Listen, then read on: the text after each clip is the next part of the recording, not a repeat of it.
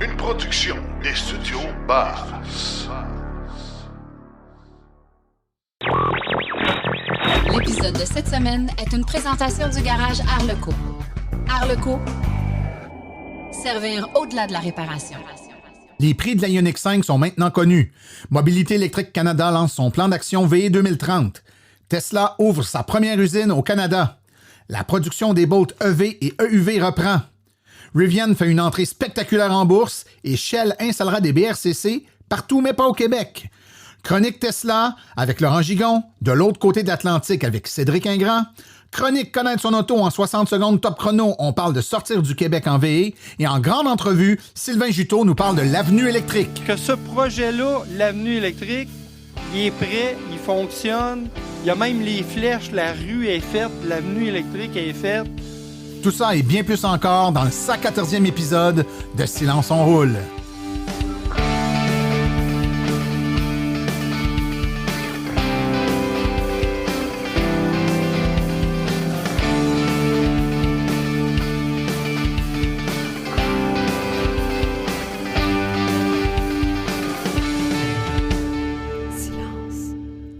Hey, salut tout le monde, mon nom est Martin Archambault et c'est avec passion et plaisir que j'anime Silence on roule, le podcast 100% dédié aux voitures électriques.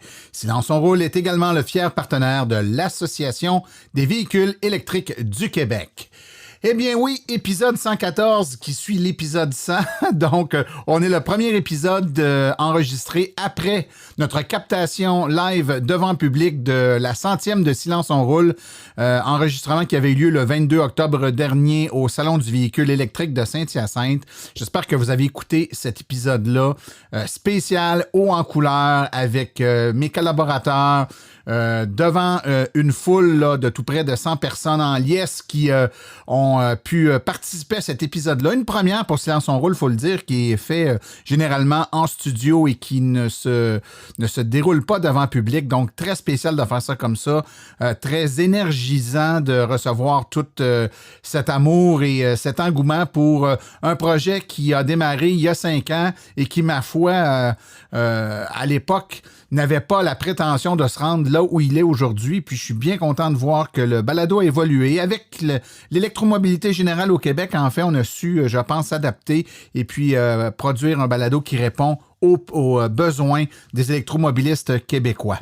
Un grand merci encore une fois à tous ceux qui se sont déplacés pour participer à ce balado-là. Un merci spécial à tous les chroniqueurs également, ceux qui étaient présents sur place, puis également ceux qui étaient là à distance avec nous en pensée. C'est un moment mémorable qui va rester à tout jamais gravé dans ma mémoire. Alors, on en profite aujourd'hui pour repartir avec une numérotation de balado qui est synchrone avec les réalités. On est l'épisode 114 et c'est bel et bien le 114e épisode régulier de Silence on roule qu'on vous présente aujourd'hui. On va avoir un invité spécial, quelqu'un de passionné que vous connaissez, monsieur Sylvain Juteau de Rouler électrique. Sylvain va nous parler de son dernier né, finalement, l'avenue électrique qui a été lancée en grande pompe il y a de cela que quelques semaines. J'étais présent sur place pour souligner l'événement et puis on va avoir tous les détails avec Sylvain dans quelques instants. Je vous rappelle que si vous n'êtes pas encore abonné au balado, la meilleure façon de le faire, c'est de vous abonner avec soit Apple Podcast, Google Podcast, Spotify.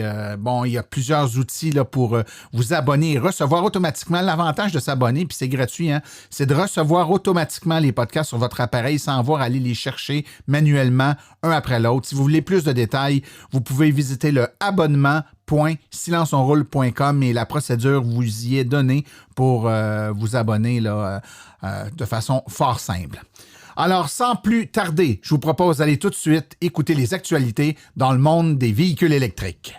Vous voulez des produits qui permettront d'augmenter la valeur de revente de votre véhicule? Chez Précision PPF Vitres teintées, nous sommes à votre service depuis 2015. Nos maîtres installateurs sont tous certifiés et ont plus de 17 ans d'expérience dans le domaine. Nous offrons un service de qualité inégalé quant à la protection par pierre, les soins nano-céramiques ainsi que les vitres teintées. Notre pellicule par pierre ultra résistante est invisible et conservera l'intégrité de votre véhicule tout en prévenant la rouille et en protégeant la peinture contre les débris de la route.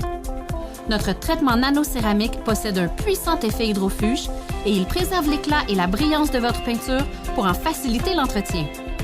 Que ce soit pour votre voiture, votre résidence ou votre commerce, Précision PPF Vitre teintée est là pour vous offrir la multitude d'avantages qu'offre la teinte de vitre.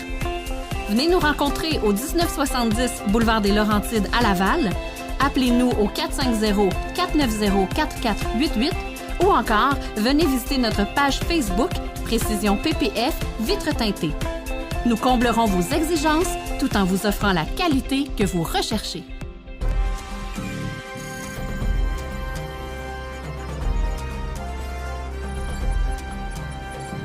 L'actualité dans le monde des VE. Hyundai Canada a annoncé la liste complète de ses prix pour son véhicule utilitaire multisegment, l'Ioniq 5. Elle améliore l'expérience de propriété d'un véhicule électrique en offrant une autonomie ciblée jusqu'à 480 km, un design inspiré du prototype de véhicule électrique 45 de Hyundai et une technologie de pointe et une charge ultra rapide des premiers ordres permettant de recharger de 10 à 80 % en seulement 18 minutes.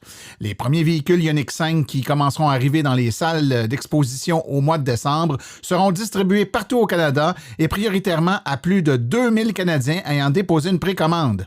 Les prix pour la Ioniq 5 2022 de Hyundai est comme tel, donc le plus petit modèle Essential à 354 km et annoncé à 44 999 $, la Preferred, toujours 354 km à 46 999 $, la Preferred Long Range à 480 km d'autonomie pour 51 999 $, la Preferred All-Wheel Drive Long Range 415 km pour 54 999 $ et finalement la Preferred All-Wheel Drive Long Range avec l'ensemble Ultimate 400 km d'autonomie pour 59 999 $.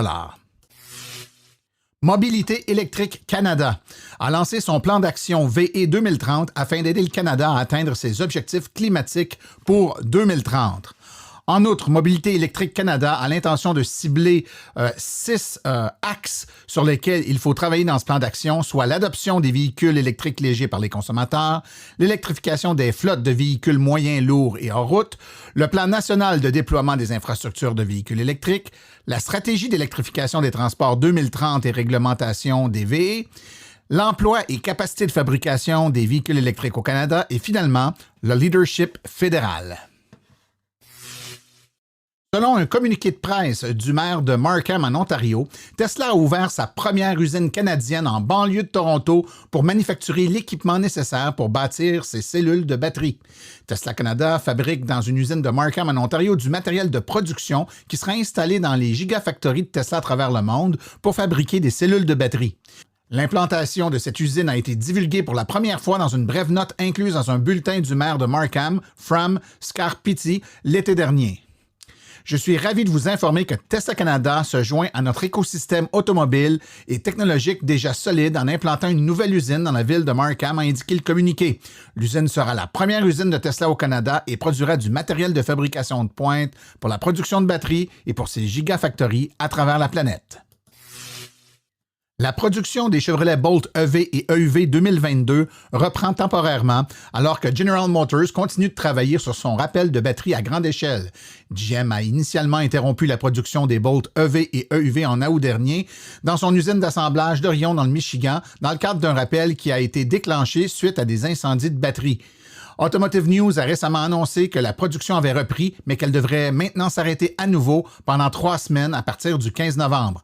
La livraison des batteries de remplacement a débuté, mais comme les approvisionnements sont restreints dans l'ensemble de l'industrie, GM doit équilibrer la nouvelle production avec le nombre limité de batteries de remplacement. Uber annonce qu'elle a conclu un partenariat avec l'entreprise Loulec afin de rendre disponible pour location des véhicules électriques aux chauffeurs du Québec. Il y a plus d'1 an, Uber a partagé son plan pour lutter contre les changements climatiques. L'entreprise s'est notamment engagée à ce que 100% des trajets aient lieu en véhicules électriques ou hybrides dans certaines villes américaines, canadiennes et européennes d'ici 2030. La transition des véhicules à essence vers les véhicules électriques compose de nombreux défis. On peut notamment penser à rendre ces véhicules plus accessibles et offrir davantage d'informations sur ceux-ci. L'annonce d'aujourd'hui rejoint ces 2 objectifs. Au courant de la dernière année au Québec, nous avons lancé un produit qui s'appelle Uber Vert, qui permet de commander une course avec une voiture électrique ou hybride.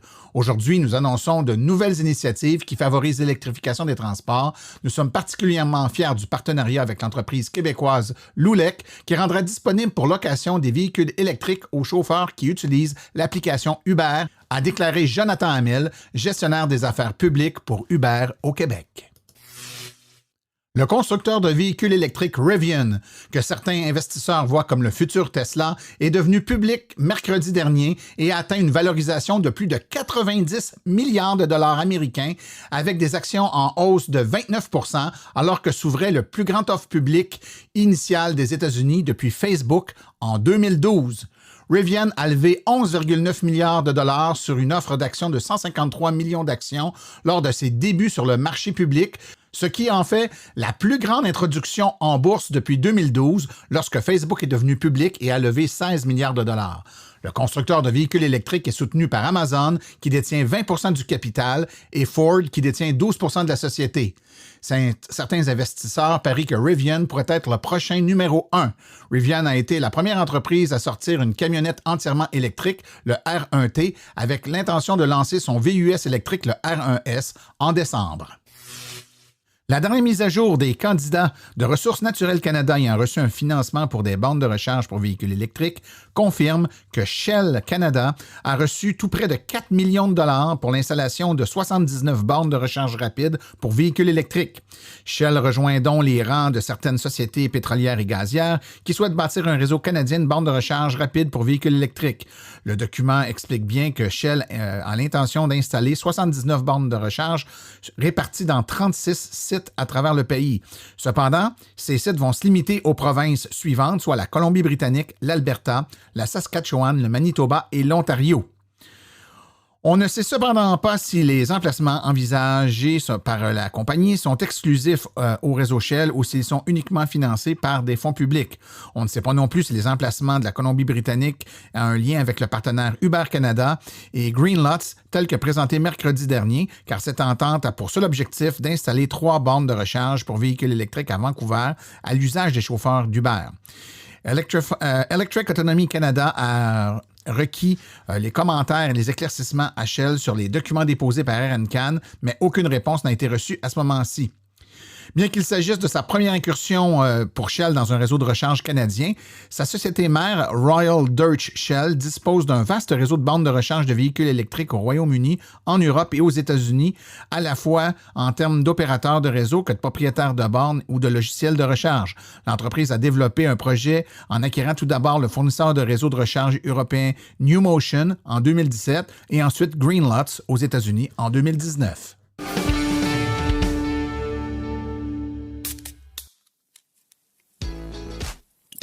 La chronique Tesla est une présentation de la boutique Réserve Bière et Saveurs, la référence en bière, cidre et vin. La boutique Réserve, 1001 rue Patrick Farrar, à Chambly. How do you plan a business where you know, the rocket business, you know some of these things are going to blow up on the launch pad? How does the business plan work? I don't really have a business plan. Chronique Tesla avec Laurent Gigon.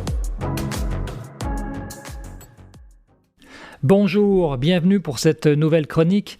Beaucoup de nouveautés du côté de Tesla et j'aimerais vous parler d'abord d'un analyste financier qui a fait une sortie dans plusieurs médias sociaux pour parler de ses recherches par rapport à l'entreprise et ce qu'il voit émerger dans les prochains mois. Aussi, je voudrais vous parler de l'ouverture des superchargeurs aux non-Tesla. Alors ça fait beaucoup réagir dans les réseaux sociaux. Vous allez voir pourquoi. Elon Musk qui a annoncé la vente de plus de 17 millions d'actions. Alors, qu'est-ce qui se passe? Pourquoi Elon Musk veut subitement vendre des actions?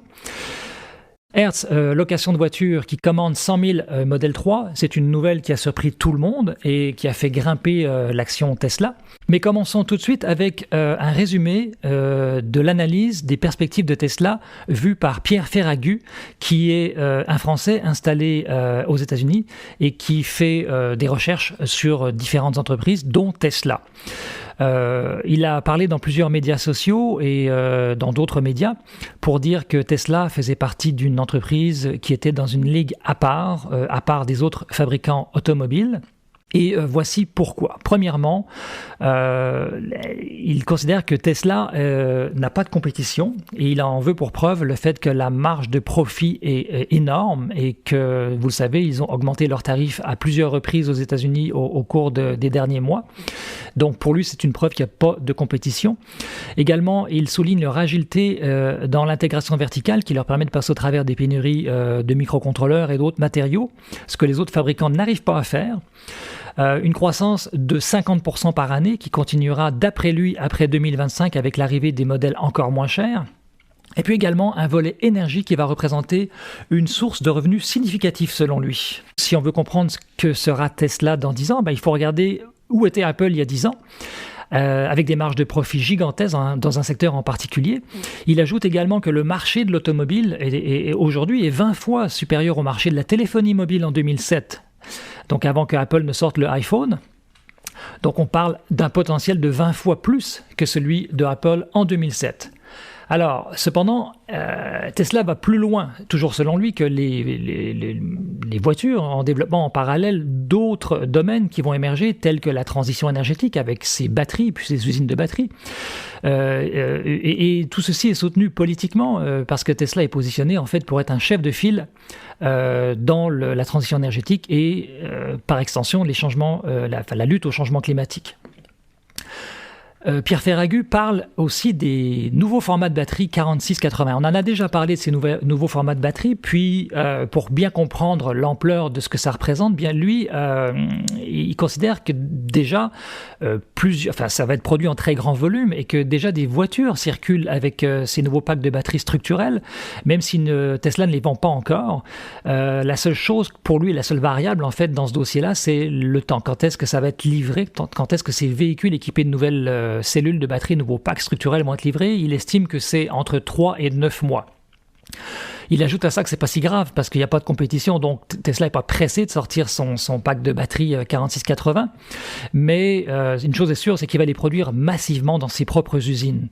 Et ce qu'il trouve très fort, en fait, c'est que Tesla va donner à ses partenaires tout ce dont ils ont besoin pour les produire, également en grande quantité, avec leurs propres standards. C'est-à-dire que Tesla, en fait, établit un standard dans la fabrication de ces cellules et il va acheter, en fait, tous les stocks disponibles dans les usines de fabricants de batteries en fait, qui sont essentiellement situés en Chine. Donc Tesla, d'après lui, sera le plus grand producteur de ces batteries et également le plus grand acheteur de cellules. Donc n'importe quel autre compétiteur qui va arriver, il va devoir acheter des batteries à un prix supérieur que celui auquel Tesla a accès. Donc toute la compétition de Tesla, en fait, vont devoir payer plus cher leurs batteries s'ils veulent utiliser ces 4680. Donc il considère que cette avance, en fait, dans le domaine des batteries n'est pas rattrapable. Les superchargeurs sont accessibles maintenant aux non-Tesla, aux Pays-Bas et dans un projet pilote qui inclut 10 stations. Ça a fait beaucoup réagir les gens sur les réseaux sociaux, surtout les propriétaires de Tesla qui avaient peur qui ont peur en fait d'avoir le réseau superchargeur qui est débordé en fait et avec des files d'attente. Pour rassurer tout le monde, il faut quand même se rappeler que Tesla continue d'étendre leur projet, de déployer le projet de superchargeur puisqu'il compte le tripler en 2 ans. Donc là, actuellement, juste les 6 derniers mois, Tesla a rajouté 5000 bornes superchargeurs dans le monde, donc ce qui porte à 30 000 maintenant le nombre de superchargeurs dans le monde, et il compte donc multiplier par 3 dans les 2 prochaines années. Dans les points positifs que je vois, c'est sûr que ça va renforcer les ventes des véhicules électriques en améliorant l'expérience utilisateur des non-Tesla, et rappelez-vous, la mission de Tesla, c'est de favoriser la transition énergétique. Donc la mission de Tesla, c'est pas de fabriquer des véhicules électriques, c'est de favoriser la transition énergétique vers des énergies renouvelables. Donc cette ouverture des superchargeurs à tous les véhicules électriques s'inscrit vraiment pleinement dans cette mission. ça va accroître l'expertise de Tesla en matière de recharge, ça va exposer la marque à tous les propriétaires de non Tesla et Tesla va pouvoir collecter beaucoup de données sur toutes les marques et améliorer son expertise en fait dans la recharge. Donc pour moi, c'est plutôt positif sur à peu près l'ensemble des aspects, même s'il va y avoir des ajustements à faire, principalement les premiers temps. Elon Musk a annoncé qu'il vendait pour plus de 17 millions d'actions, en fait 10% de son portfolio en fait, d'actions Tesla. Il a beaucoup d'actions Tesla, il en a 170 millions. Tout le monde se demande mais pourquoi il vend ses actions finalement, pourquoi vendre autant d'actions d'un coup et en fait la réponse, il n'y a pas de réponse courte à ça, mais pour résumer, Elon Musk depuis plusieurs années n'a aucun bonus ni salaire. Ça veut dire qu'il n'y a aucun argent qui rentre. 92 millions de ses actions, ce qui correspond à 92 milliards de dollars et sont détenus comme garantie en fait pour qu'il ait ce qu'on appelle du cash flow, mais il n'y a pas de rentrée d'argent qui vienne de revenus de salaire ni de bonus. Le 13 août 2012, Tesla a offert à Elon Musk une rémunération à base d'options d'achat d'actions, donc de stock options. Et ce nombre d'actions est de 22 millions à $6,24 chacune, donc ce qui représente 143 millions de dollars, ce qu'il n'a pas. Donc s'il veut exercer son droit de pouvoir acheter 22 millions d'actions supplémentaires, il a besoin de 143 millions de dollars. Mais ce n'est pas terminé. Une fois qu'il aura acquis ces 22 millions d'actions, il va falloir qu'il paye en fait 12 milliards de dollars pour payer les impôts en fait en Californie. D'où la décision de vendre 17 millions d'actions qu'il détient actuellement, payer des taxes et acheter ces 22 millions de stock options avec l'argent de la vente de ces 17 millions d'actions. Donc au final, Elon Musk aura probablement 5 millions d'actions supplémentaires par rapport à aujourd'hui. Une nouvelle qui a surpris tout le monde également, Hertz a commandé 100 000 Model 3. Le président par intérim de Hertz explique pourquoi il a choisi de commander 100 000 véhicules. Il dit qu'ils veulent devenir des experts dans la gestion de larges flottes de véhicules électriques et être au centre de déploiement de flottes automatisées du genre robotaxi. Voilà, c'est tout pour aujourd'hui. Si vous voulez en savoir plus et avoir plus de détails sur les sujets abordés, eh bien, je vous invite à nous retrouver, Martin et moi, pour une émission spéciale sur l'avenir proche de Tesla qui sera diffusée à partir du 26 novembre prochain. C'est tout pour aujourd'hui. Merci de m'avoir écouté et à très bientôt.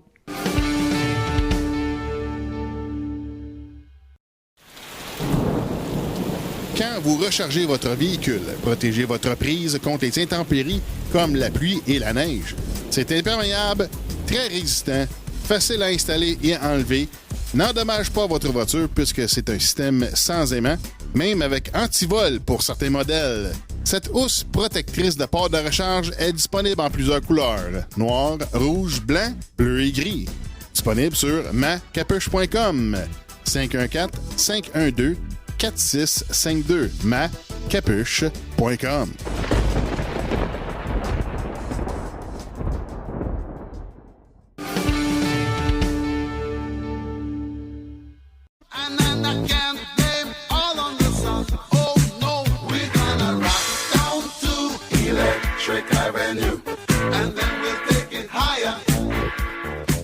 Une petite chanson prédestinée pour notre sujet aujourd'hui. On a avec nous Sylvain Juteau de Rouler électrique. Salut Sylvain. Salut Martin, ça va bien? Ben oui, écoute, la chanson était... On ne pouvait pas faire autrement. Écoute, on dirait que c'était fait pour ça. D'ailleurs, à ton inauguration, il y a eu des allusions à cette chanson-là. Hein? Ça a été parlé. Avant qu'on commence puis qu'on parle du sujet qui est l'avenue électrique, Sylvain, je veux premièrement que tu nous expliques qui t'es. Tu travailles pour Rouler électrique, tu es le PDG de Rouler électrique, mais c'est quoi Rouler électrique? Parle-nous donc, situe-nous un peu, là, pour ceux qui ne sauraient pas encore, qu'est-ce que Rouler électrique? Bien, Rouler électrique, c'est plusieurs choses. Premièrement, ça a démarré par la cause, par la mission. Hein. Moi, j'ai des enfants, j'ai 4 enfants, puis... donc, ils vont-ils avoir un avenir? C'est comme ça que je suis devenu propriétaire d'un véhicule électrique dans les mêmes temps que toi. Moi, même tu l'as eu avant moi. Tu l'as eu quand? Moi, je l'ai commandé en 2010, mais elle a été livrée en 2011. OK, en 2011. Non, OK. Ouais. Bon, ben moi, tu vois, la mienne, je l'ai eue en octobre 2011, une Chevrolet Volt. Fait que ça doit être dans les mêmes temps que ouais. toi. Toi, c'est à l'automne? Ou... Non, elle a été livrée en octobre, sauf que les subventions arrivaient en 2012, si tu te rappelles. Puis moi, j'ai demandé au concessionnaire de la garder dans son showroom 2 mois et demi, puis il m'a fait sauver 8000 pièces. C'est comme ça que ça s'est fait. Mais effectivement, ça avait été commandé en 2011, mais il y avait eu le tsunami au Japon qui a retardé les livraisons de véhicules. Longue histoire. Ouais. Puis, rapidement, là, je vais essayer, parce qu'il y a beaucoup de gens qui connaissent l'histoire, mais bon, là, je suis devenu comme un extraterrestre. J'étais le seul entre Québec puis Montréal qui avait un véhicule branchable. Ouais. Je me cherchais des prises partout au Café Morgane, des prises 120 volts, parce qu'il y avait 0 borne publique au Québec à l'époque. Puis là, bien évidemment, tout le monde me posait des questions. Fait que là, ben, je dis, tant qu'à radoter, on va créer un blog, le blog Rouler électrique, qui existe toujours d'ailleurs. C'est sa première raison d'être. Par la suite, ben, il y a eu tout ce qui est borne de recharge. Il y avait juste, à mon époque, il y avait juste la borne SPX, là, qui est une borne chinoise, qui était fournie par GM. Bon, il y avait celle de Nissan, là, qui est une borne californienne que tu as encore. Que j'ai encore ici, oui. Miracle. Oui, préservé. 11 ans, c'est wow. Puis, bref, fait que là, ben, évidemment, commencer à regarder des bornes de recharge, commencer à vendre ça. Puis là, ben moi, ça grossissait. Puis en 2014, j'ai quitté mon emploi qui était en télécommunication.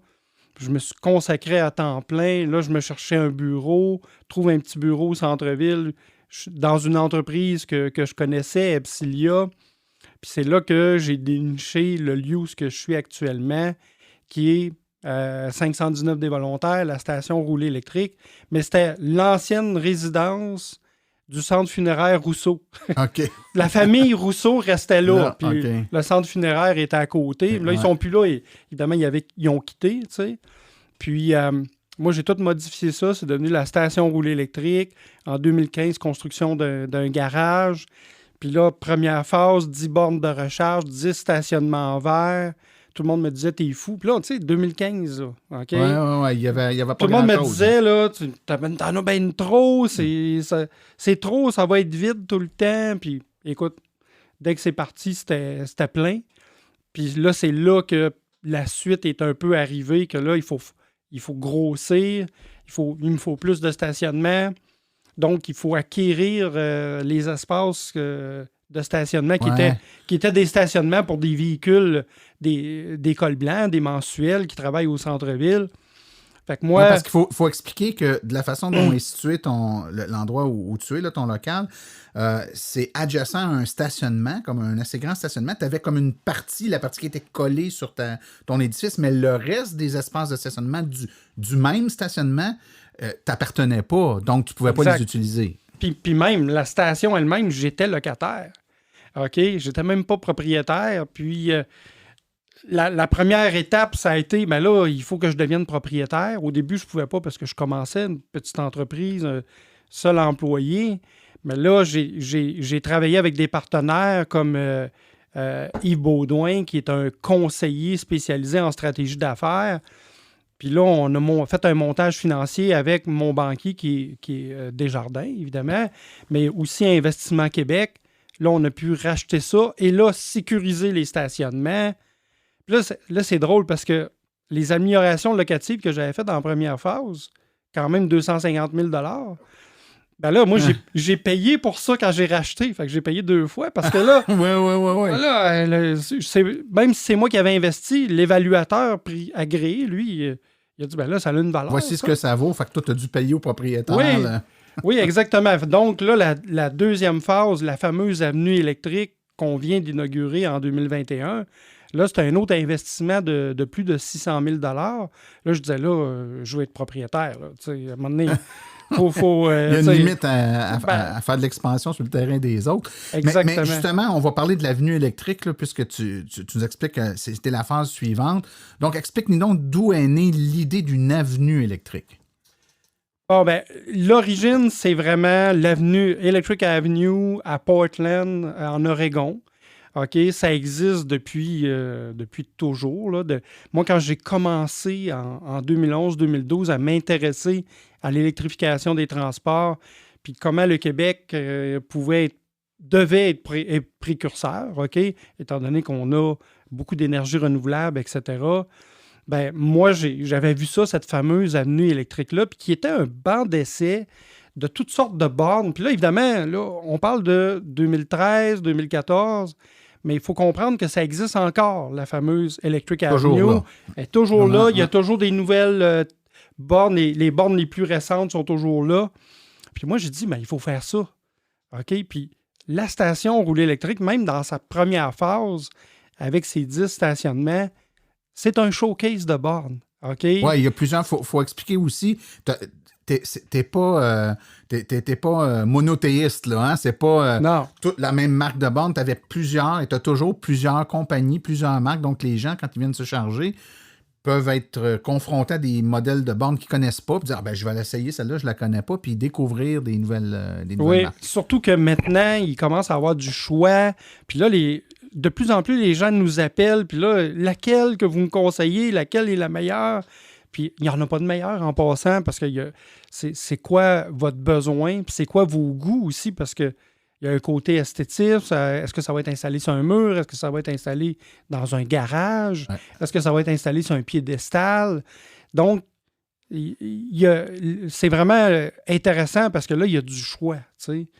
Puis ça, c'est le premier point. Puis il y a aussi la recharge publique. Bon, bien, évidemment, rouler électrique, on a fait un partenariat avec le circuit électrique, avec Flow.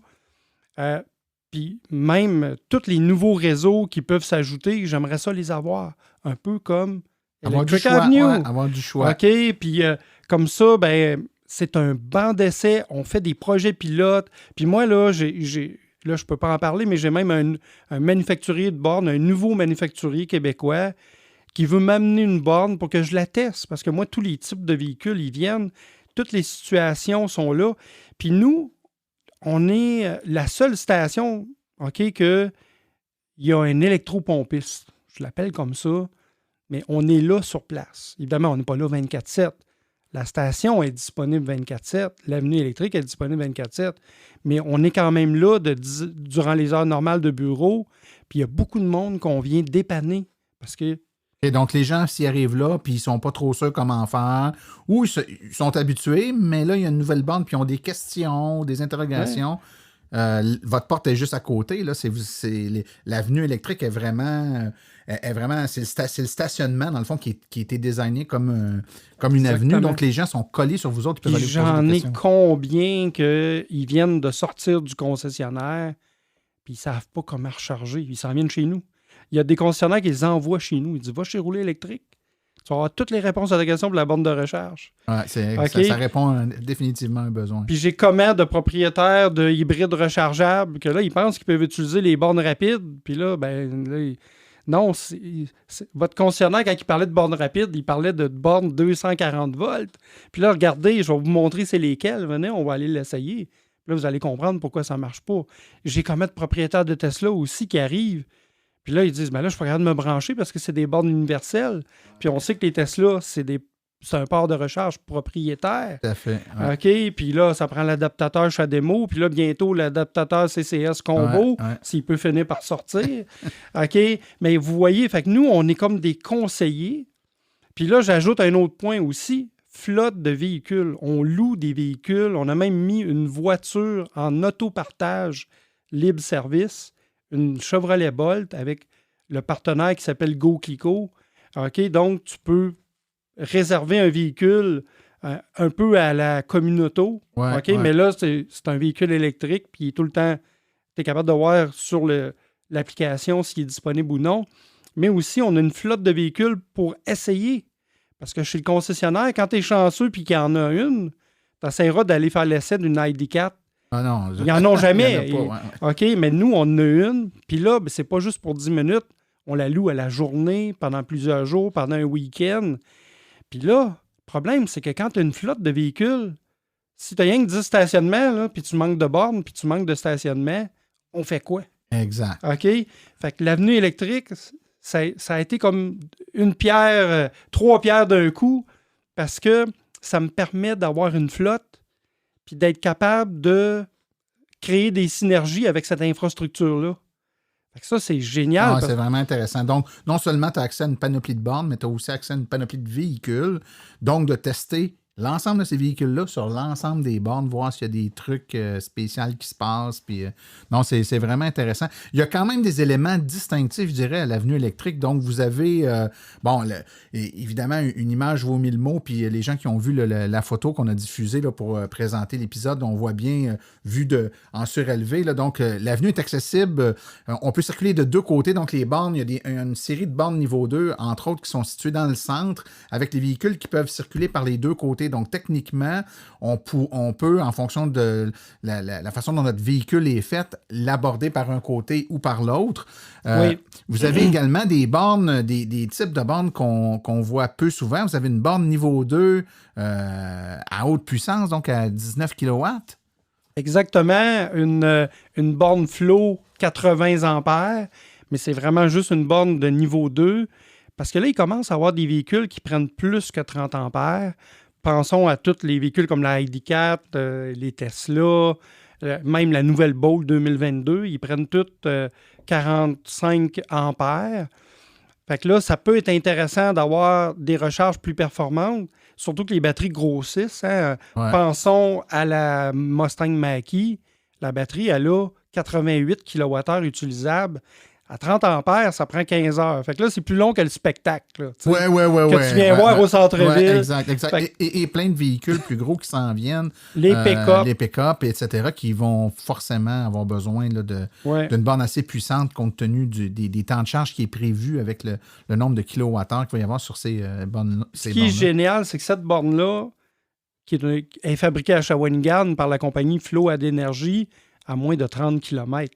Fait que là, on a la vraie économie circulaire. Oui. On est local. Et cette borne-là est située, donc est installée sur le bâtiment où est un peu votre chambre électrique, votre pièce électrique, là, ce qui permet, dans la configuration physique, qu'un véhicule, par exemple un pick-up ou encore un pick-up avec une remorque, pourrait venir se stationner d'un côté ou de l'autre sans avoir à enlever la remorque puis se charger. Ça aussi, c'est quand même intéressant parce qu'il y a très peu de sites qui permettent de faire le plein comme ça avec et sans avoir à reculer aussi. Oui, parce qu'on peut accéder par les deux côtés. Exactement, parce que c'est pas évident, hein, reculer avec une remorque, évidemment, surtout quand c'est une grosse remorque, une roulotte ou etc. Donc, oui, nous, on essaie des expériences, puis moi-même, je le vis parce que, évidemment, avec mon modèle Y, j'ai une remorque. Puis là, quand je fais des livraisons, puis il faut que je me recharge, là, je les vois, les problèmes. Puis d'un fois, je suis obligé de dépiner. J'ai pas le choix parce que les bornes, il en reste rien qu'une de libre. Puis là, je peux pas en prendre 3, là, parce qu'il faut que j'en prenne 3, surtout les superchargeurs qui ont un câble très court. Très court, puis qui ont une configuration qui n'est pas facilitante non plus pour ça. Là, hein? Exactement. Il y a sur votre site, là, on parle beaucoup de bornes niveau 2 depuis tantôt, mais vous avez des bornes rapides également. Combien il y en a de bornes rapides et de quelle puissance? Il y a 6 bornes rapides actuellement. Il y a 200 kW, une avec le réseau Flow, une avec le réseau circuit électrique. Ouais. Il y a 3 50 kW, donc 2 avec Flow, une avec circuit électrique. Et il y a aussi une 25 kW, OK? J'appelle ça une borne semi-rapide. Oui, c'est ça. OK. Puis elle, évidemment, en plus, elle marche avec une entrée 240 volts. Parce qu'on le sait, les bornes rapides, 50 kW et plus, ça prend une entrée 600 volts, triphasée. Puis là, c'est pas tout le monde qui a accès à ça. OK? Il faut... même certaines entreprises, surtout dans le milieu plus rural, ils n'ont pas accès à ça. Fait que là, ça permet d'avoir des technologies qui permettent de recharger plus rapidement, même si c'est juste 25 kW. Puis avec le concept qu'on est au centre-ville de Trois-Rivières. Ah ouais, vous êtes collé sur le centre-ville, là, vraiment collé. Vous avez accès. Moi, je le dis souvent, vous pouvez venir 1000 fois charger à la station roulée électrique, l'avenue électrique. Puis à chaque fois, vous pouvez faire des choses différentes, des activités différentes, que ce soit juste d'aller marcher sur le bord du fleuve, aller manger dans le parc Champlain. On a même une ruelle verte juste au bout de la rue. Évidemment, la table de pique-nique solaire. Ah oui, vous avez une table de pique-nique solaire. Ouais. Qu'on a mis parce que là, ça c'est un petit sideline en passant, mais moi, je voyais des gens qui sortaient leur chaise pliante pour manger, pour luncher. Puis, écoute, je disais, ouais, là, il faut trouver un moyen. Mettre un spot. Ouais. Puis là, ça prend des poubelles. Puis bon, tu sais, aménager. Mais on le voit de plus en plus, les gens sont exigeants sur les sites de recharge puis veulent avoir des services à proximité, restauration, salle de bain, possibilité de prendre un lunch, etc. Autant de bornes sur le même site, puis c'est pas un site qui, à l'origine, était prévu pour ça. Ça demande toute une installation électrique. Est-ce que vous avez dû faire des modifications importantes pour être capable d'accueillir ces bornes-là? Parce que c'est pas à la portée de tous ça, de mettre autant de puissance sur le même site. Définitivement. Puis, écoutez, c'est simple. Il y a 3 poteaux Hydro-Québec le long de l'avenue électrique. Ces 3 poteaux-là, il y a 7 transformateurs, puis ils sont dédiés à rouler électrique. Puis évidemment, il a fallu qu'ils en mettent un 3e poteau cet été pour faire l'avenue électrique. Évidemment, aussi, le bâtiment principal, le 519 des volontaires, il était plein au niveau capacité électrique. Donc, il a fallu faire un nouveau bâtiment. Bon, on aurait pu faire des cabinets, il y a d'autres solutions techniques, mais nous, on a dit on va faire un bâtiment parce que ça nous permet de changer la configuration vu qu'on veut être un banc d'essai. Donc, changer des transfos. Comme là, je t'expliquais qu'il y a une nouvelle entreprise québécoise qui veulent que je teste une borne rapide, 120 kW, OK? Puis là, je vais être capable de le faire parce que je vais ajouter un transfo à l'intérieur, puis bingo, on met la borne proche du mur, puis on fait des tests. OK? Ça vous donne de la flexibilité. Ça donne de la flexibilité. Puis là, en plus, on a mis des panneaux solaires parce que écoutez, j'ai investi plus de 150 000 $ dans les panneaux solaires à la station roulée électrique, l'avenue électrique, parce que c'est encore un banc d'essai. On a différents types de configurations. Fait que, bref, on a dû construire un bâtiment pour augmenter la capacité électrique. Fait que là, on a à peu près 1 mégawatt de disponible. Je vous le dis, là, ça a été over-provisionné. On a même assez de capacité pour mettre une borne de 350 kW.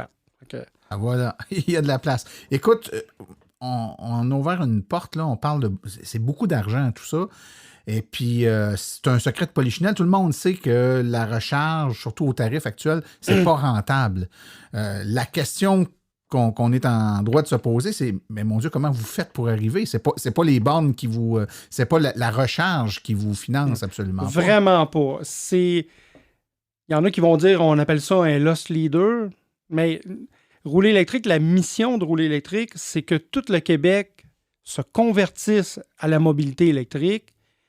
Donc, il faut des infrastructures, OK, de recharge publique. Il faut une flotte de véhicules pour les faire essayer. Moi, j'essaie de combler les lacunes pour que le mouvement continue, pour que, évidemment, l'effet domino, l'effet domino vers l'électrification des transports, puis rouler électrique, c'est juste un petit joueur là-dedans. Parlons de l'AVEC. C'est pas un petit joueur. Non, mais je veux dire... C'est un gros joueur, rouler électrique. Oui, mais ce que je veux dire, c'est que on est plusieurs, puis il y a une chance. L'AVEC, circuit électrique, les gouvernements aussi sont quand même ouverts à ça. Oui, on s'inscrit dans un mouvement. Puis les ambassadeurs, là, on est rendu 120 000 et plus ambassadeurs. Puis on est intense. Hein? C'est pour la cause. Oui, il y en a des intenses. Je nommerai pas de nom, mais il y en a des intenses. J'en suis un, là. Regarde, je m'assume et je suis heureux de ça. Mais le mouvement est parti. Puis, écoutez, nous, ce qui nous fait vivre, c'est la vente de bornes de recharge. OK? On vend des bornes de recharge résidentielles. On conseille les gens. On loue des véhicules aussi. Donc, c'est un nouveau revenu pour nous. Des bornes aussi de recharge pour les entreprises, pour des bornes commerciales aussi, des bornes publiques. Fait que nous, on est comme des conseillers là-dedans. Puis, évidemment, on fait un profit sur la vente de bornes. Ben moi, je suis là pour jusqu'à ma mort, OK? Ou jusqu'à ce que je sois plus capable de travailler. J'ai 50 ans. Donc, je devrais être encore bon pour une couple d'années encore. Une couple d'années encore. Puis moi, ben, je réinvestis. Puis ma façon de réinvestir... OK, c'est où les lacunes pour que cette vision de société-là fonctionne? Bien là, c'est en faisant des projets comme ça. Mais c'est clair que la recharge elle-même, au tarif actuel, OK, c'est pas rentable. Puis Il faut partir la roue. Il faut partir la roue, puis c'est pas le temps de tuer le bébé, là. Oui, tout à fait. Fait que, bref... C'est comme ça que ça s'est inscrit. Écoute, Sylvain, moi, en même temps, je ne peux que, d'une part, te remercier pour tout ce que tu fais. Là. Je pense que je suis là depuis longtemps. Fait 10 ans que je roule électrique, toi aussi, ou à peu près. Là. Donc, je suis là depuis tout début. Je me suis impliqué dans l'AVEC. On te croise partout. On est en même de voir l'immense travail que tu fais. Fait que je tiens à prendre le temps de te dire merci. Merci pour, pas juste pour ceux qui vont chez vous et qui utilisent, mais merci pour le mouvement que tu entretiens qui fait qu'il y a un monsieur à Chibougamau qui s'achète un auto, puis il y a un monsieur à Gaspé qui s'achète un auto aussi. Parce que ce qu'on fait localement ici dans nos efforts, on le voit, puis l'AVEC est un peu partout, là, fait que on est en même de le voir, ça a des répercussions, c'est une boule de neige qui crée du mouvement partout, puis tu fais une partie importante de ce mouvement-là. Fait que je te remercie, puis les gens qui veulent aller la visiter, parce qu'il faut aller la visiter, si vous ne l'avez pas vu, la station roulée électrique, puis l'avenue électrique, il faut absolument y aller. Redis-nous l'adresse si les gens veulent aller faire un tour. 519 rue des Volontaires à Trois-Rivières, sortie centre-ville, à moins de 300 mètres de l'autoroute, en plein centre entre Montréal et Québec. Sylvain Juteau, président, directeur général de Rouler électrique et l'instigateur du projet de l'avenue électrique. Un grand merci d'avoir été là. Permets-moi de te rendre l'appareil, de te remercier toi aussi, parce que tu es rendu à 100 quelques... Écoute, numéro quoi l'émission, là? C'est 114, puis 114? Plus les hors-séries, donc il doit y avoir 130 quelques épisodes de fait. Fait que merci Martin, puis continuons tous ensemble. Ouais, on va continuer ensemble. Merci Sylvain.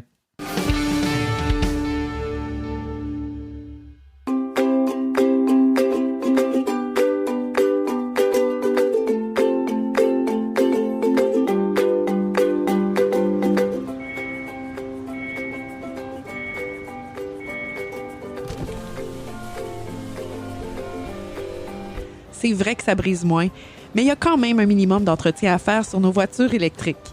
Quand est venu le temps de faire l'entretien de mon véhicule, j'ai choisi de faire confiance à l'équipe d'Arleco plutôt que le concessionnaire. Ça fait maintenant 3 générations que cette entreprise familiale chouchoute nos voitures et ils ont été parmi les premiers à s'engager activement dans l'électrification des transports tout en adoptant des procédures et des produits sains pour l'environnement.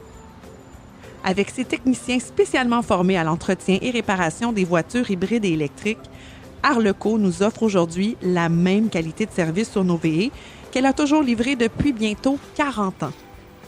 De plus, chez Arleco, j'obtiens 10 % de rabais sur la main-d'œuvre et les traitements anti-rouille avec ma carte membre hors de l'AVEC. Arleco Génération 3, 8470 Boulevard Parkway à Anjou. 514-352-1446 ou arleco.ca. Arleco, servir au-delà de la réparation.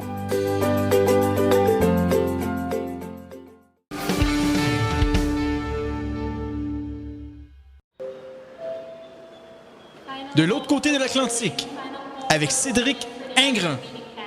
Alors, mon cher Cédric, bonjour, bienvenue au podcast, ça va bien? Ça va bien, salut Martin. Écoute, il me semble que ça fait longtemps qu'on s'est parlé. Par contre, t'as fait... Oui, je pense que t'as fini ta 100e, ça y est. Oui, c'est ça. On a fait un événement devant le public avec grand plaisir. D'ailleurs, c'était bien apprécié. Et puis, t'avais ta présence, même si elle était préenregistrée. Ta présence était appréciée. Elle était virtuelle, malheureusement. Ah oui, t'étais le seul qui avait une raison valable de ne pas être sur place. 6000 km. Oui, c'est ça, ça arrive. Écoute... plein de choses à nous parler encore aujourd'hui. On est à la toute fin de la COP 26 et comment ça se passe par chez vous? C'est présent dans les médias? Oui, bien sûr. Alors, il y a beaucoup de choses à en dire, mais sur le sujet précis de l'automobile et de l'automobile électrique en particulier, il s'est quand même passé pas mal de choses. C'est-à-dire que il y a toute une série de constructeurs automobiles qui se sont engagés à la COP26, qui ont signé un accord pour promettre qu'ils ne vendraient plus de véhicules thermiques à partir de 2035. Alors, ça peut paraître loin, 2035, mais finalement, quand même, c'est demain, surtout quand tu vois l'état du marché aujourd'hui, surtout venant de grands constructeurs, dont certains dont on pensait que c'était plutôt des mauvais élèves quand même dans l'ensemble, tu vois, des General Motors ou Ford, etc., etc. Mais non, Mercedes, Jaguar Land Rover, Volvo et le chinois, alors ça se dit BYD ou BYD? Je crois que c'est BYD. Ouais, BYD. On dit BYD ici avec... BYD, oui, je pense que ça marche mieux, BYD. Ouais. Et évidemment, ce qui a frappé ici, c'est que certains constructeurs qui sont pourtant en pleine révolution électrique, je pense à Renault, je pense à Stellantis, tu sais, qui regroupe à la fois Fiat, Peugeot, Citroën et bien d'autres choses, Chrysler aussi, eux, ils n'ont pas signé. Alors on s'attendait à ce que, par exemple, des résistants de l'électrique comme Toyota aient un peu du mal à signer dès aujourd'hui ce genre de choses, mais c'est assez étonnant. Alors le problème en fait, quand on regarde un peu dans les détails, c'est pas un manque de volonté ou un refus de passer à l'électrique, parce qu'il y a quand même une sorte de mouvement irrépressible de ce côté-là. C'est peut-être parce que ça les engagerait sur des parties de leur business où ils sont pas encore certains de pouvoir réellement le faire. Je pense par exemple aux poids lourds, aux camions, où là tout à coup, on se dit attendez, vous êtes sûr dans 12, 13 ans, enfin dans 10 ans en fait, je vais plus pouvoir sortir de nouveaux modèles thermiques. C'est compliqué parce que ça les forcerait à abandonner le marché à d'autres constructeurs. Bref, c'est le problème de ce genre d'accord, c'est que si tout le monde ne signe pas, la tentation est forte de se dire on signera l'année prochaine ou l'année d'après ou peut-être la suivante. On va laisser nous réfléchir. Mais c'est du coup il y a un vrai décalage entre ce genre de prise de position même par défaut et puis l'état du marché où tu vois qu'évidemment l'électrification sous ses différentes formes, même avec les hybrides rechargeables, avec tout ça, s'accélère, mais sur fond en plus d'un marché automobile qui souffre énormément et qui du coup amplifie la part de marché des ventes de véhicules électriques. Donc c'est à suivre de très près, c'est j'avoue assez surprenant, d'autant que tu pourrais penser que s'engager à ce genre de choses n'engage pas, enfin c'est pas que ça n'engage à rien, mais si tu es le dirigeant aujourd'hui d'un de ces constructeurs, tu peux même le signer en te disant dans 10 ans, dans 12 ans, est-ce que moi je serai encore à la tête ici? Donc finalement ça me coûte rien de gagner un peu d'image en le signant, mais voilà, c'est surtout à surveiller pour les prochaines itérations de la conférence sur le climat. En effet, écoute, un autre point peut-être qui est intéressant, c'est le CEO de Volkswagen qui serait sur la corde raide. Parle-nous donc un peu de lui. Ah oui, en français on dit la corde raide, en anglais on dirait he's in hot water. C'est difficile pour lui parce que voilà justement une marque emblématique s'il en est, qui était encore il n'y a pas si longtemps deuxième groupe automobile mondial. Qui lui semble avoir pris je dirais pas le train en marche, ce serait pas charitable, mais en tout cas a déclaré que son intention stratégique de passer au tout électrique assez rapidement. Et en fait, on s'aperçoit que le problème pour une fois, c'est pas la tête de l'entreprise, c'est tout ce qui se passe derrière, parce que il a été à moitié désavoué par son board, par son conseil d'administration, enfin pas désavoué, mais en tout cas sur le rythme imprimé, mais c'est un peu normal qu'un capitaine d'industrie dise voilà, tous dans le même sens, c'est par là qu'on va. Lui, il était allé assez loin, c'est-à-dire que il avait invité par exemple Elon Musk à aller chez Volkswagen pour que Musk parle à ses cadres, à ses managers, et pour les motiver justement à accélérer encore plus vite vers l'électrification. Aujourd'hui, il se retrouve face à un vote de défiance comment ça s'appelle, en gros de son, on dirait pas un conseil d'administration, flûte, bref, c'est pas un conseil exécutif non plus, mais c'est un truc qui rassemble aussi les employés de l'entreprise, pour une raison simple, mais qu'on connaît en fait, c'est que ça va être difficile de maintenir l'entreprise dans l'état où elle est aujourd'hui en passant à l'électrique.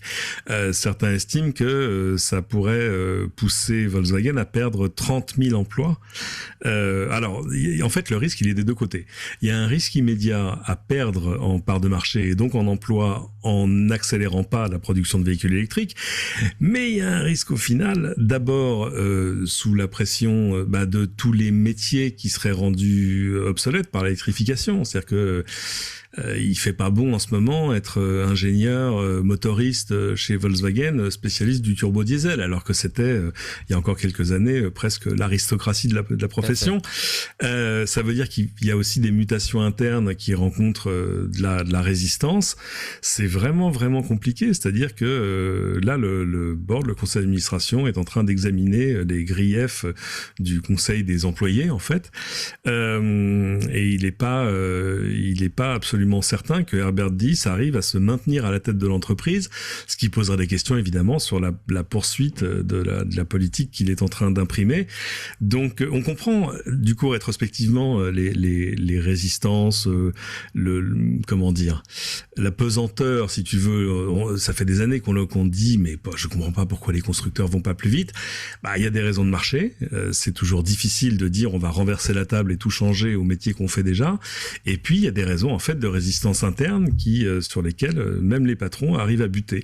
Donc difficile, hot water. Ouais, et je trouve que ça se trouve à mettre en évidence la dichotomie qu'il y a entre une entreprise historiquement de véhicules thermiques qui doit se convertir versus une nouvelle entreprise, Tesla, mais il y en a bien d'autres là, qui naissent et qui sont des entreprises qui se sont créées pour ne produire que de l'électrique. On est complètement dans un autre contexte, dans un autre paradigme, on n'a pas les mêmes contraintes. Et pour qui du coup c'est forcément plus facile de partir d'une feuille blanche en fait et de se dire ils n'ont pas un passif à gérer, ils n'ont pas si tu veux des conditions de travail déjà définies. Ils n'ont pas des acquis technologiques à préserver, ils n'ont pas et là c'est vrai qu'en interne dire les gars vous savez demain tout change. Tu sais le problème c'est que les gens ont envie que tout change mais personne n'a envie de changer. L'éternel problème. Écoute, en terminant, un sujet qui fait grincer des dents, je pense, d'un côté comme de l'autre de l'Atlantique, c'est les rumeurs d'une éventuelle taxe kilométrique. Alors, c'est au menu chez vous? Alors, c'est intéressant. Moi, c'est quelque chose que je vois revenir de manière assez régulière dans des forums sur la voiture électrique, sur Facebook et ailleurs, en disant, vous allez voir, il va y avoir une taxe au kilomètre sur les véhicules électriques. Évidemment, parce que les possesseurs de voitures électriques, il y a une espèce de... ce que les Américains appelleraient un sticker shock, mais à l'envers, tu vois, tout à coup, ils se rendent compte de l'argent qu'ils économisent en carburant, tout ça. Et puis, sous l'effet aussi des différentes primes, de tous les incentives, de tout ce que la puissance publique sponsorise ou parraine en termes d'aide à l'achat et du reste. Et du coup, je vois cette rumeur revenir en disant, non, mais c'est pas possible. Ils vont nous taxer. Alors, ça prend différentes formes. Soit ils vont nous taxer au kilomètre. Bon, ou alors on va nous vendre le kilowattheure d'électricité plus cher quand c'est pour charger une voiture électrique. C'est intéressant parce que ça s'appuie sur d'autres. Alors il y a des choses qui sont réelles et puis des choses qui sont d'état de la pure rumeur.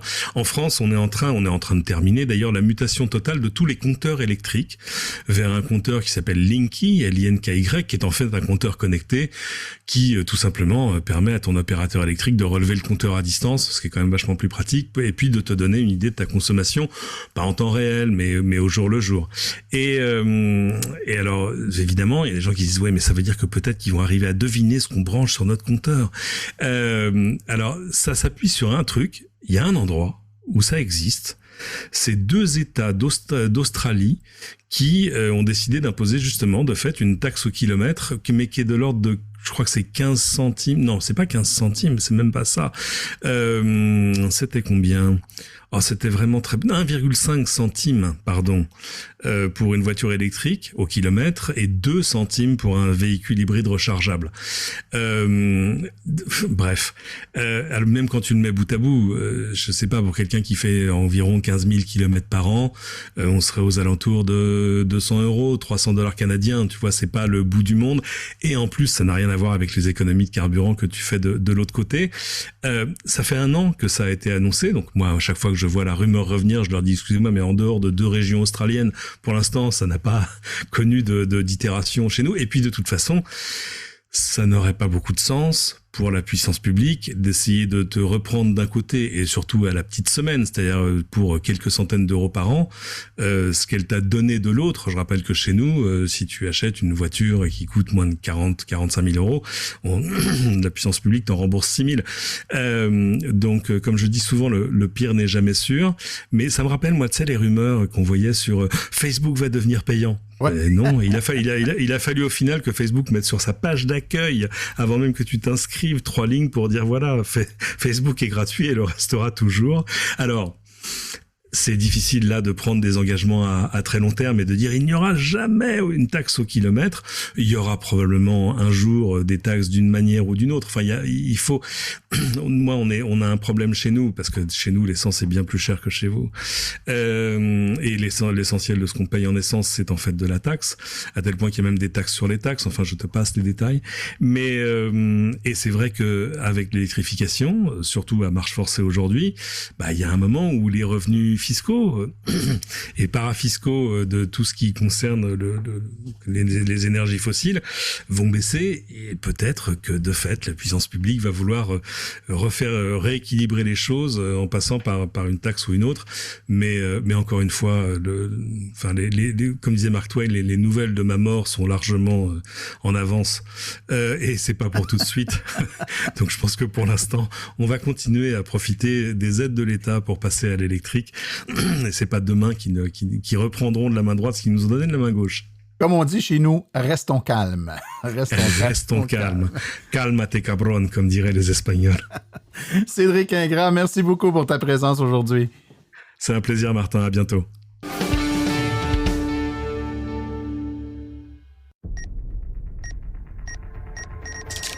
Comprendre son auto en 60 secondes, top chrono. Une question qui revient souvent, c'est « Est-ce vrai qu'avec une voiture électrique, je suis limité à me déplacer au Québec? » Eh bien, sachez que cette affirmation est fausse. Quoi qu'il faut se l'avouer, on est vraiment chanceux au Québec avec le nombre de bornes de recharge publiques disponibles pour nos déplacements. La très grande majorité des grands axes routiers sont très bien couverts et même les régions éloignées du Québec sont couvertes par des bornes de recharge publiques. Sachez cependant que l'Ontario, la Nouvelle-Angleterre, les Maritimes possèdent aussi des réseaux de bornes de recharge qui vont nous permettre de se véhiculer adéquatement dans ces provinces ou dans ces États américains. La quantité est cependant généralement plus basse qu'ici. Il faut donc bien prévoir notre voyage lorsqu'on quitte le Québec et s'assurer qu'on aura en notre possession les différentes cartes des réseaux pour lesquels on veut se brancher et qui ne fonctionnent pas nécessairement avec nos cartes de réseau utilisées ici au Québec.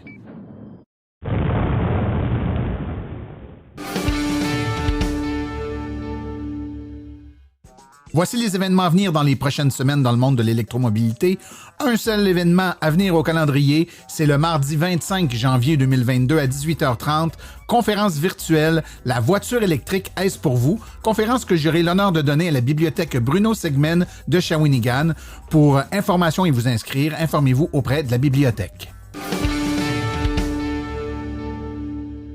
Ceci conclut la présente balado-diffusion. Silence on roule remercie tous ses collaborateurs et invités, particulièrement aujourd'hui Sylvain Juteau, Laurent Gigon et Cédric Ingrand.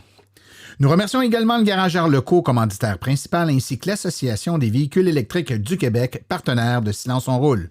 La reproduction ou la diffusion de l'émission est permise, mais nous apprécierions en être avisés. Toute question concernant l'émission peut être adressée à martin@silenceonroule.com et pour les questions générales qui regardent l'électromobilité, veuillez plutôt visiter le www.aveq.ca. Je vous rappelle que sur notre site web, afin de vous faciliter la tâche, vous avez accès à nos archives de nos balados ainsi qu'à des hyperliens vers les sites web mentionnés aujourd'hui, le tout directement au archives.silenceonroule.com. Mon nom est Martin Archambault. Et d'ici le prochain balado, j'espère que vous attraperez la piqûre et direz, vous aussi, silence, on roule.